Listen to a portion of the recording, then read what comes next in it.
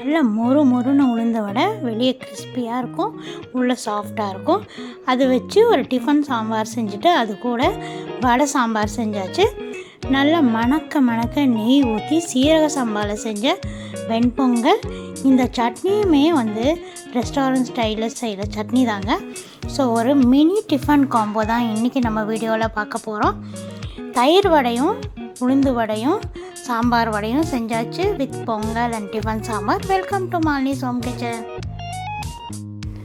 முதல்ல வடை செய்கிறதுக்கு நம்ம உளுந்து ஊற போட்டுடலாங்க. ஒரு 1/2 hour இந்த உளுந்து ஊறினா போதும்.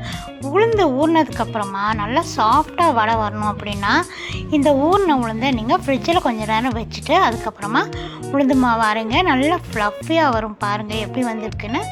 அப்படி உங்களுக்கு வச்சு அரைக்கிறதுக்கு டைம் இல்லைன்னா ஐஸ் வாட்டர் யூஸ் பண்ணியும் நீங்கள் உளுந்து அரைக்கலாம். நான் ரெண்டுமே செஞ்சேன். மாவு அரைக்கும் போது ஐஸ் வாட்டர் இல்லைன்னா ஐஸ் க்யூப்ஸ் யூஸ் பண்ணி நல்லா மாவு அரைங்க. அரைச்சதுக்கப்புறம் அந்த கையில் நல்லா பீட் பண்ணணும். அந்த ஸ்டெப்பு ரொம்ப ரொம்ப முக்கியம். கையில் நல்லா அடித்து நீங்கள் பீட் பண்ணிவிட்டு நான் இப்போ இந்த உளுந்து வடை செய்கிறதுக்கு வெறும் மிளகு மட்டும்தான் சேர்த்துக்கிறேன். மிளகு உப்பு சேர்த்து வச்சுட்டேன். இப்போ வேறு ஒரு ரெசிபிக்காக வரமிளகாய் நல்லா சுடு தண்ணியில் போட்டு கொதிக்க வச்சு வரமிளகாவை நல்லா நைஸாக அரைச்சிட்டு நல்லா ஒரு கைப்பிடி அளவுக்கு பூண்டு அதையும் சேர்த்து அரைச்சி வச்சுக்கிட்டேன். இதை டப்பாவில் ஸ்டோர் பண்ணி வச்சுக்கிட்டா நிறைய ரெசிபிஸ் இதில் செய்யலாம். சின்ன வெங்காயம், பூண்டு, இஞ்சி, பெரிய வெங்காயம், உருளைக்கிழங்கு இதெல்லாம் ரெடி பண்ணி வச்சாச்சு. இப்போ நம்ம பொங்கல் செய்ய ஆரம்பிச்சிடலாங்க. பொங்கலில் டிஃபன் சாம்பார் செய்கிறேன். இது பெரிய ரெஸ்டாரண்ட்டில் கிடைக்கிற ஒரு டிஃபன் சாம்பார். இந்த சாம்பாருக்காகவே அந்த ஹோட்டலுக்கு நான் போய் இட்லி, வடை, தோசை இதெல்லாம் சாப்பிடுவேன். ஸோ அதுக்கு நிறையா கொத்தமல்லி, வர கொத்தமல்லி, அப்புறம் மிளகு, கொஞ்சோண்டு சீரகம், வரமிளகா காரத்துக்கு ஏற்ற மாதிரி. மிளகு ஒரு 4-5 மிளகு போட்டுக்கிட்டால் போதும். சீரகம், அப்புறமா ஒரு 10 சின்ன வெங்காயம் சேர்த்து நல்லா வதக்கிக்கோங்க. நிறைய பேர் கருவேப்பிலை கூட இதில் சேர்ப்பாங்க, பட் நான் சேர்க்கலை. அப்புறமா ஒரு 5-6 பல் தேங்காய் இதையும் சேர்த்து கறிகிராமல் நல்லா வதக்கி விட்டுக்கோங்க. இதுலேயே நான் ஒரு 1/2 ஸ்பூனுக்கு வெந்தயமும் சேர்த்துருக்கேன், பெருங்காயமும் சேர்த்துருக்கேன், மஞ்சள் தூளும் சேர்த்துருக்கேன். இதையெல்லாம் கொஞ்சமாக எண்ணெய் விட்டு நல்லா வதக்கிட்டு மிக்ஸி ஜாரில் சேர்த்துட்டு நல்லா ஆறுனதுக்கப்புறமா ரொம்ப நைஸாக இல்லாமல் லைட்டாக கொரகொரப்பாக சேர்த்துக்கோங்க. இப்போ அதே குக்கர்லேயே நம்ம துவரம்பருப்பு ஊற வச்சுருக்கேன் காலையிலேயே. அதை போட்டு நல்லா கோலையை வேக வச்சு எடுத்துடலாம். இப்போ பொங்கலுக்கு நான் ஊற வைக்கிறேங்க. 1 கிளாஸ் சீரக சம்பா அரிசி, அதுக்கு ஈக்குவலாக 1 கிளாஸ் பாசிப்பருப்பு. நீங்கள் எவ்வளோ குவான்டிட்டி எடுக்கிறீங்களோ அதே குவான்டிட்டிக்கு பாசிப்பருப்பு எடுத்து பொங்கல் செஞ்சு பாருங்கள். பொங்கல் ரொம்பவே நல்லா வரும். இப்போது இந்த பருப்பு வெந்துட்டுருக்கு இல்லையா, அதிலே நான் வதக்கி வச்சுருக்கேன்ல தக்காளி, அதை சேர்த்துக்கிட்டேன். அப்புறமா முருங்கைக்காய். இந்த சாம்பாரில் கண்டிப்பாக முருங்கைக்காய் சேர்த்து தான் இந்த டிஃபன் சாம்பார் கொடுப்பாங்க அந்த ஹோட்டலில். அதே மாதிரி நானும் போட்டிருக்கேன். இப்போ நம்ம இந்த முருங்கைக்காவையும் தக்காளியும் சேர்த்த பருப்பை இன்னும் கொஞ்சம் நல்லா அந்த முருங்கைக்காய் வேகிற வரைக்கும் கொதிக்க வச்சுட்டு இப்போ நம்ம வறுத்து வச்சுருக்கோம்ல அதெல்லாம் நைஸாக அரைச்சிட்டு அதையும் இந்த பருப்பு கூட சேர்த்துடலாம். தேவையான அளவு உப்பு சேர்த்துக்கோங்க. இப்போ கலர் பாருங்கள், இந்த மாதிரி தான் கலர் இருக்கும்.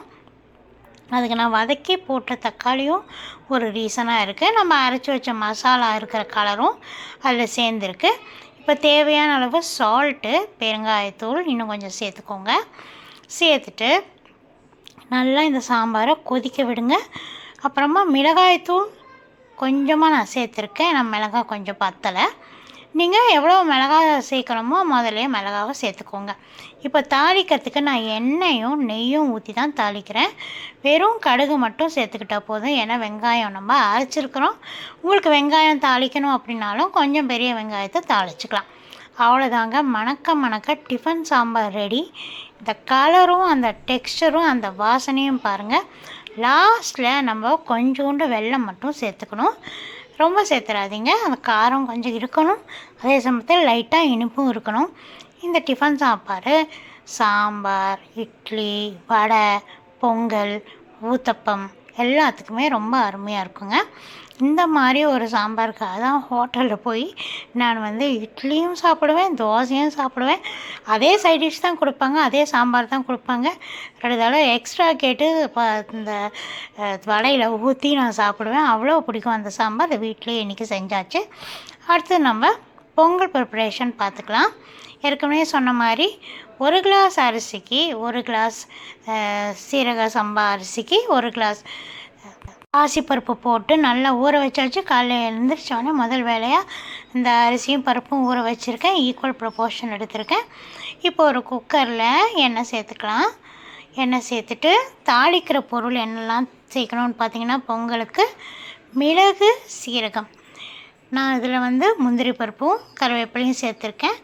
பெருங்காயத்தூள் சேர்த்துருக்கேன். பச்சை மிளகாவோ இஞ்சியோ வேறு எதுவுமே நான் போட மாட்டேன். இவ்வளோ தான் நான் பொங்கல் தாளிப்பேன். நல்லா நெய்யை ஊற்றி நல்லா தாளிச்சுக்கோங்க. எவ்வளோ நெய் போட்டாலுமே இந்த பொங்கல் ரொம்ப நல்லாயிருக்கும். ப்ளஸ் நம்ம இன்றைக்கி வெறும் பச்சரிசி சேர்க்கலை, சீரக சம்பா ரைஸ் சேர்த்துருக்கோம். மனமும் சுவையும் சொல்லவா வேணும். அவ்வளோதான். இப்போ 1 பங்கு அரிசிக்கு 3 பங்கு தண்ணி நான் ஊற்றுவேங்க. இப்போ 1 பங்கு அரிசி 1 பங்கு பருப்பு இருக்குது இல்லையா, 3லேருந்து 4 பங்கு தண்ணியை தாராளமாக ஊற்றிக்கலாம். தண்ணியை ஊற்றி குக்கரில் அப்படியே மூடி வச்சிடாதீங்க. அந்த அரிசியும் இந்த தண்ணியும் சேர்ந்து நல்லா சுண்டி ஒரு பாதி அளவுக்கு அந்த தண்ணி குறையணுங்க. குறையிற வரைக்கும் அப்படியே விட்டுருங்க. பொங்கல் நல்லா இந்த பாதி ரைஸ் வெந்துடும்.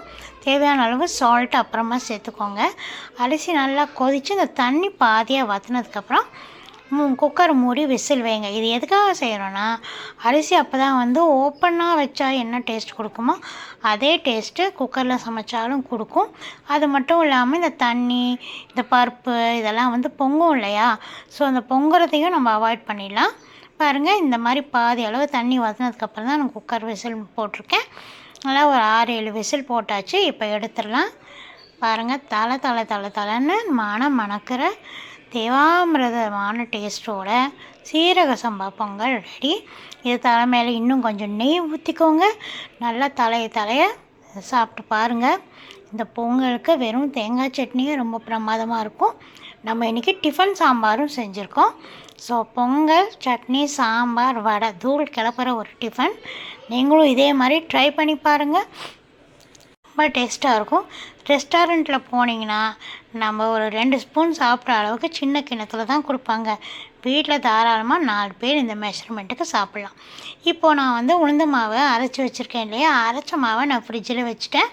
ஃப்ரிட்ஜில் ஒரு 4 ஹவர் வச்சாச்சுங்க. நாங்கள் ஃபஸ்ட்டு எழுந்திரிச்சோன்னே உளுந்து மாவை தான் அரைச்சேன். இப்போ பாருங்கள், நிறைய பேருக்கு ரவுண்ட் ஷேப்பில் உளுந்து வராது. இந்த வடை போடும்போது டிஃப்ரெண்ட் ஷேப்பில் வரும். நல்ல ஷேப்பில் வரணுன்னா இந்த மாதிரி ஃப்ரிட்ஜில் வச்சு எடுத்த மாவை தண்ணி தொட்டு நல்லா ரவுண்ட் ஷேப்பில் வச்சு நடுவில் ஒரு ஓட்டை போட்டு நம்ம இந்த மாதிரி வடை தட்டி எடுத்துக்கலாம். இது நல்லா மொறுன்னு இருக்கும்.